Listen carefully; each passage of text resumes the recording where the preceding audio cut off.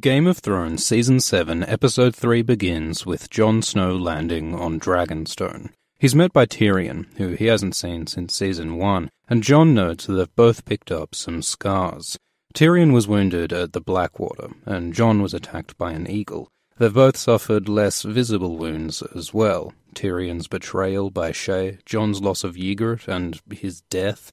Jon and Tyrion are a bastard and a dwarf, both looked down on by society. They've suffered but survived, and have both risen high, and their bond helps make this meeting possible. Davos and Melisandre are here, and he mentions her homeland of Narth. The Narthi are a peaceful people who worship butterflies, but they're preyed on by slavers. Melisandre was stolen from home as a child. In the books, Daenerys offers to take Melisandre back to Narth, but she prefers to stay with Daenerys.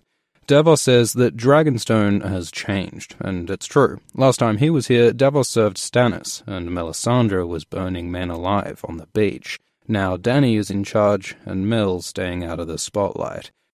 She watches from a cliff, and talks with Varys. Mel says that now that she's got Jon and Dany together, her job is done, and she's leaving for Volantis. Maybe there she'll meet up with other Red Priests who could help in the War for the Dawn. Mel will return to Westeros, though, because she believes that she'll die there. We also know that Mel believes that she'll meet Arya again. Could the two be connected? Maybe Arya will kill Melisandre. It's also possible that Mel will play the role of Nissa, that she'll be killed by the hero Azor Ahai to set his sword afire. This might be Jon with Longclaw. Mel also says that Varys will die in Westeros, but it's unclear how that'll go down. Maybe he'll betray Dany and get roasted by a dragon, like she promised. We then get one of the most anticipated moments in Thrones, the meeting of Jon Snow and Daenerys Targaryen. These two have been the protagonists of the story since Book 1, but they've been a world apart the entire time. Now, ice and fire finally meet, and they don't get along. Dany wants Jon to submit to her, because his ancestor Torrent Stark swore the North to House Targaryen 300 years ago. Jon points out that the last Targaryen king was Dany's father Mad Aerys, who the realm fought a war to get rid of. Dany argues that it's not her fault her dad was crazy, and Jon says it's not his fault that his ancestor made an oath. What they should really worry about, Jon says, is the army of zombies and White Walkers marching on the Seven Kingdoms. Dany doesn't know nothing about the army of zombies and walkers, all she cares about is winning her throne. And so Dany and Jon agree to disagree for now. Dany learns that Euron destroyed her fleet, and we briefly see Theon criticized by his men for surviving. This story just keeps finding fresh new ways to make Theon suffer. At the capital, Euron rides in with his captives, his niece Yara and Ellaria and Tyene Sand. It's a little weird that the common folk love Euron so much. The Ironborn, and Euron in particular, have a bad reputation as raiders and pirates. But as Euron suggests, the commons don't really care who's who as long as they get a show. And a show Euron gives. He's theatrical and crude and cruel, playing the crowd, blowing kisses and calling people twats. He rides up to Cersei and gifts her Tyene and Ellaria. In return, Euron wants to marry Cersei. Cersei says that he'll get his heart's desire after the war, and this vague term, heart's desire, might give Cersei room to back out of this later. In the books, by the way, it's Daenerys that Euron wants to marry. When the Kraken weds the dragon, he says, let all the world beware. But in the show, the Greyjoys and the Lannisters make alliance. Euron will lead the navy, while Jaime leads the army. There's a rivalry between these two, which could maybe undermine Jaime and Cersei's relationship. In the books, Jaime eventually rejects Cersei, partly because she cheats on him. Maybe Cersei will get close to Euron, and that'll make Jaime snap. In the dungeons, Cersei confronts Ellaria, the woman who murdered her daughter Myrcella. In revenge, Cersei poisons Ellaria's daughter, Tyene, and makes Ellaria watch her daughter as she dies and rots to dust. In the books, Ellaria is a voice for peace, but in the show, she's another perpetrator, and now a victim of the bloody chain of vengeance that killed Oberyn and Elia and Myrcella before her. After murdering the snakes, Cersei's in the mood for some twincest, so she goes and has sex with brother Jaime. There's a bit in the books where during sex, Cersei says, I want, and Jaime thinks that she means she wants him. But later he realizes Cersei actually meant she wanted Arya Stark dead, because Arya's wolf had just hurt Joffrey. The situation's similar here. Cersei throws herself at Jaime, and he probably thinks it's because she loves him, but Cersei's passion right now may have more to do with the sand snakes she's torturing. Maybe, as in the books, show Jaime will realize that Cersei doesn't love him so much as she loves herself and loves hurting others. The next morning, Cersei lets a maid see Jaime in her bed, so she's no longer trying to hide her incestuous relationship. Cersei and Jaime have long dreamed of loving each other openly, but in Westeros, incest's seen as an abomination, so this is probably a pretty bad PR move. Cersei then gets a visit from Tycho Nestoris of the Iron Bank. Cersei's regime is in lots of debt, and the bank wants its money back. If Cersei won't pay, Tycho threatens to fund Daenerys instead, figuring she may be a better investment. But Cersei argues that Dany is unreliable, and that Dany's anti-slavery stance is bad for the Iron Bank's profits. Tycho seems to agree, which is interesting, because the Iron Bank is based in Braavos, and Braavos was founded by ex-slaves as an anti-slavery city. Its rulers oppose slavery in all its forms. So would the Iron Bank of Braavos invest in the slave trade? Maybe they're doing it secretly. The bank is famously shadowy, and in fact there are rumors of a connection between the bank and the Faceless Men, the assassins who Arya trained with, who are also based in Braavos. So there are all sorts of possibilities going on in the books, but in the show, the bank's role is to bankroll Cersei. She tells Tycho that Lannisters pay their debts, and the Iron Bank will get its due. At Dragonstone, Jon complains to Tyrion that no one believes him about the White Walkers. It's a common thing in sci-fi and fantasy for a hero to have to convince people of a supernatural threat. The Reapers are coming, Skynet will happen, the Demagogue, and Voldemort. It's funny in Thrones, though, that people are skeptical of White Walkers while literal dragons circle above. Dany's storyline is full of magic. She's survived fires, hatched dragons, fought warlocks and witches, had prophetic visions. Is it so hard for her to believe in some frosty zombies?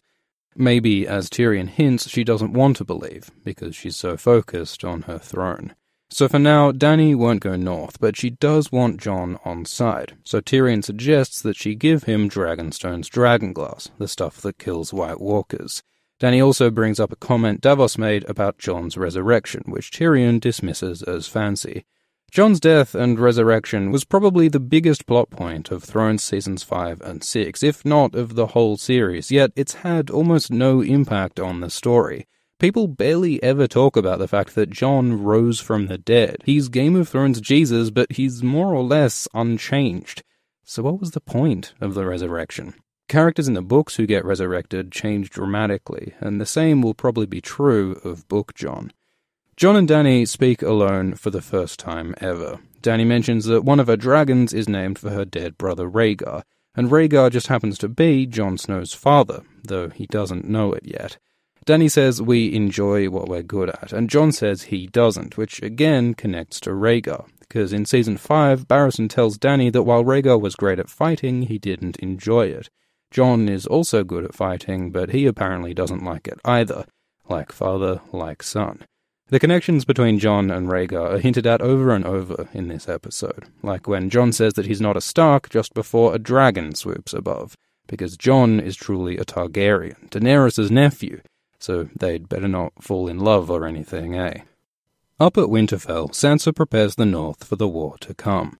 Maester Wolkan mentions that Luwin kept copies of every Raven message, and Littlefinger looks worried.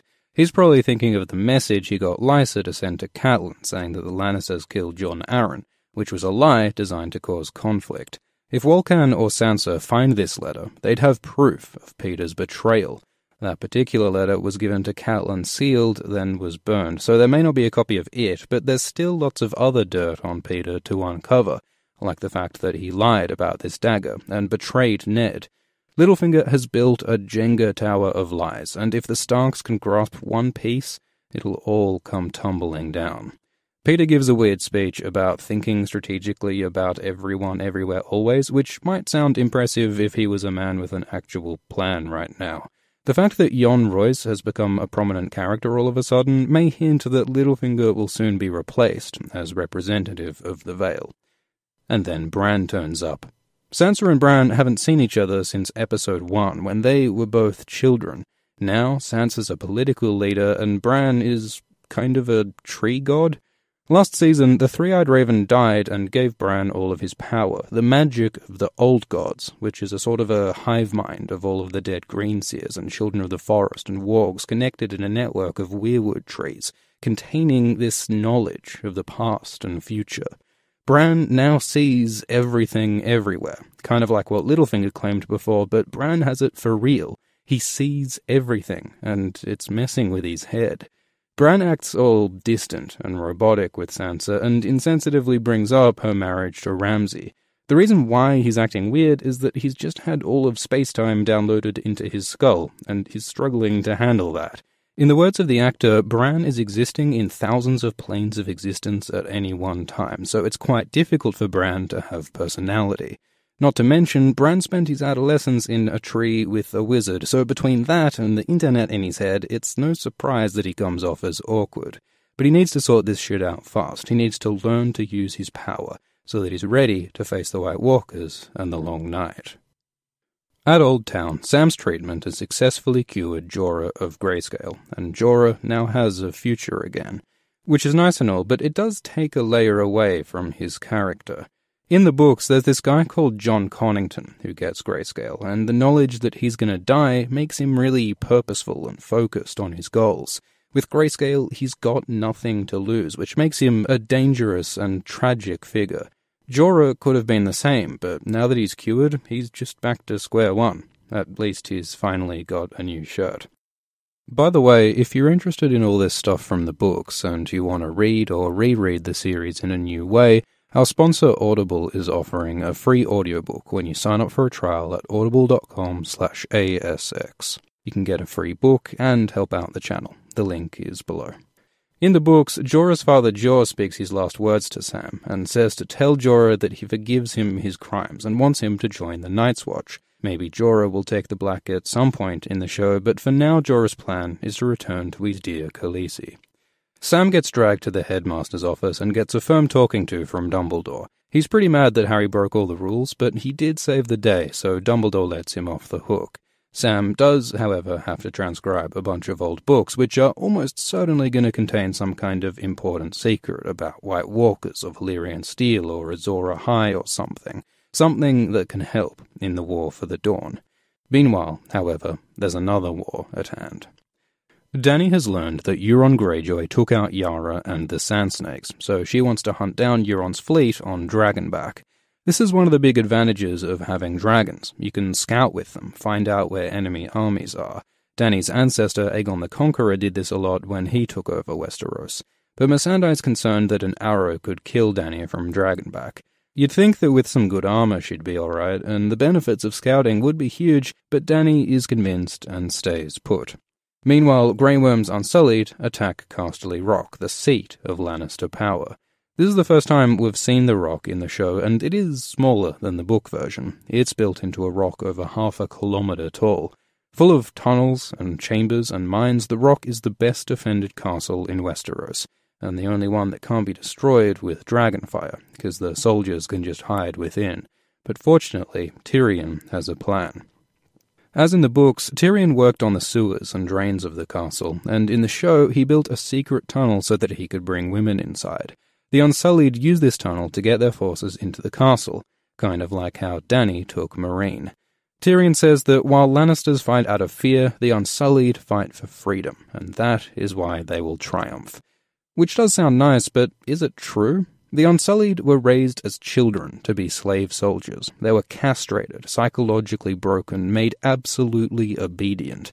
Daenerys did free them, but do they know what that means? If they were truly free, would they choose to fight and die for this foreign queen in this foreign land?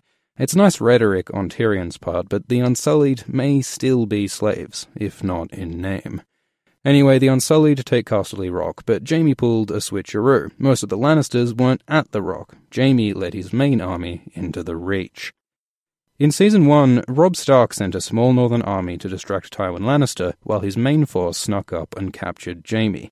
Now, in Season 7, Jaime's strategy is similar, leaving a small Lannister army at the Rock to get mulched, while his main force attacks Dany's allies in the Reach. Euron's Ironborn sink Dany's fleet, so they can't follow. This is exactly the sort of thing Dany could have seen coming if she used dragons to scout, or if she used spies under Varys the Spider, or if she got Mel to foresee the future. One way or another, Dany really should have detected the Lannisters marching south, and the Ironborn semi-circumnavigating the continent again. But she gets caught by surprise again, and the Tyrells have no help against the Lannisters. They would have had the support of the Tarleys if they didn't change sides for Cersei, and they might have had the support of the Redwynes and Hightowers and other Reachmen, but they're not seen here. Maybe they changed sides too, or something? Whatever the details, the point is that Jaime takes Highgarden, the seat of Olenna Tyrell. Olenna points out that Jaime now carries Widow's Wail, Joffrey's old sword, which happens to be Valyrian steel. Valyrian steel can kill White Walkers, which might come in handy. But mostly, Olenna reflects on her life. She's had a long one. She's seen 7 kings and now 1 queen on the Iron Throne. She was once betrothed to a Targaryen prince, and under her guidance, House Tyrell grew strong. She said she did terrible things for her family, but that Cersei beat her in the end because she did even worse things, murdering Olenna's whole family with wildfire. Olenna tells Jaime that Cersei is monstrous, a disease, and Jaime tries to rationalize away her evil. Olenna observes that Jaime loves Cersei and pities him for it. She says Cersei will be the end of Jaime, which does support the Valancourt theory that Cersei and Jaime will die together. Go watch that video. Anyway, Jaime has Olenna drink poison, a dignified death and an appropriate one, because Olenna reveals that she was behind the poisoning of Joffrey. So, even at the very end, the Queen of Thorns sinks one last barb into Cersei, letting her know that she killed her cunt of a son. Olenna dies as she lived, inflicting sick burns. So this was a huge episode. The death of the Sand Snakes, the return of Bran, the curing of Jorah, the fall of the Rock, the death of Olenna, and the meeting of Ice and Fire. If you're curious about all these details from the books, like Jon Connington and Cersei and Jaime's breakup, and the book versions of Bloodraven and Ilaria and Euron, you've got to check out the Game of Thrones books. Right now, Audible is offering a free audiobook to Alt-Shift-X subscribers. You can sign up for a free trial and get a Game of Thrones book or any other book for free to keep, even if you cancel the trial. So sign up at audible.com/ASX. Thanks for watching, and thanks to the patrons, including Leia Blaze, Max Puplet, Ford Tips, Rabbit Wombat, Gary Tan, and AirConsole. Cheers.